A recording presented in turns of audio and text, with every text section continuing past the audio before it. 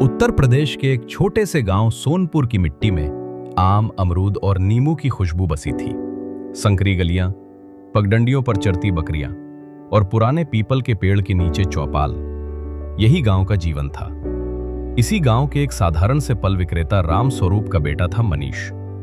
राम स्वरूप रोज ठेला लेकर गांव-गांव जाकर फल बेचता था। घर में आमदनी इतनी ही होती थी कि पेट भर जाए और कपड़े लगते चल सकें। लेकिन मनीष की आंखों में गांव की सीमाओं से बड़ी एक दुनिया बसती थी। वो अक्सर आसमान को देखता और सोचता, क्यों ना मैं भी इस नीले गगन जितना बड़ा सोचूं। मनीष को पढ़ाई से गहरा लगाव था। जब उसके हमउम्र बच्चे खेलते, वो स्कूल की पुरानी किताबों को चाव से पढ़ता। एक दिन उसके मास्टर जी ने कहा, बेटा छोटे सोचोगे तो छोटी ही मंजिल मिलेगी, बड़ा सोचो तभी बड़ा कर पाओगे। ये वाक्य मनीष के मन में गहरे उतर गया। लेकिन गांव की मानसिकता अलग थी। लोग कहते, अरे तू तो फल वाले का बेटा है, तेरे बस का क्या, तू पढ़ लिख भी गया तो करेगा क्या, आखिरकार ठेला ही चलाना पड़ेगा। ये ताने मनीष के लिए कांटे थे, लेकिन उसने ठान लिया, मैं साबित करूंगा कि सोच की उड़ान इंसान की पहचान बदल देती है। गांव में ही एक सेवानिवृत्त अध्यापक थे, श्यामलाल जी। वे अक्सर मनीष को प्रेरित करते, कहते, बेटा हालात भले छोटे हों पर सोच बड़ी रखो। दुनिया उन लोगों की है जो सपने देखने की हिम्मत कर। शहर जाकर मनीष ने पढ़ाई शुरू की, पर वहां प्रतियोगिता कठिन थी। पहले साल उसके अंक कम आए।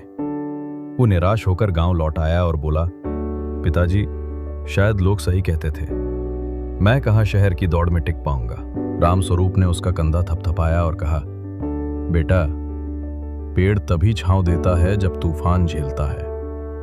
तू हार मान गया तो तेरा सपना कैसे पूरा होगा। यह सुनकर मनीष ने ठान लिया कि हार मानना उसके बस में नहीं। उसने बड़े लक्ष्य बनाए। मुझे आईएएस अफसर बनना है। मुझे अपने गांव के बच्चों को यह सिखाना है कि सोच छोटी मत रखो। उसने रात रात भर जागकर पढ़ाई की। बगल में पिता का ठेला खड़ा रहता।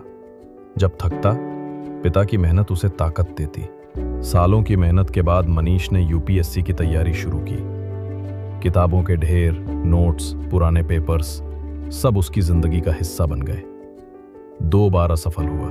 तीसरी बार भी रिजल्ट आते ही दिल टूटा। लेकिन तभी उसे श्यामलाल जी की कही बात याद आई, बेटा असफलता अंत नहीं है, ये तो सीखने का दूसरा नाम है। बड़ा सोचने वाले हार कर भी जीतते हैं। चौथी बार उसने नए जोश से परीक्षा दी। गांव वाले फिर हंसे, फल वाले का बेटा आईएएस बनेगा, अरे सपना देख रहा है।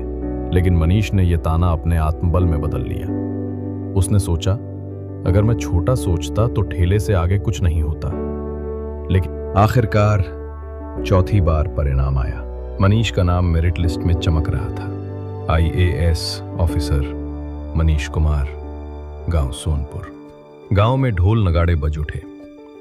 वही लोग जो ताने देते थे अब कह रहे थे, देखो बड़ा सोचने वाला ही बड़ा बनता है।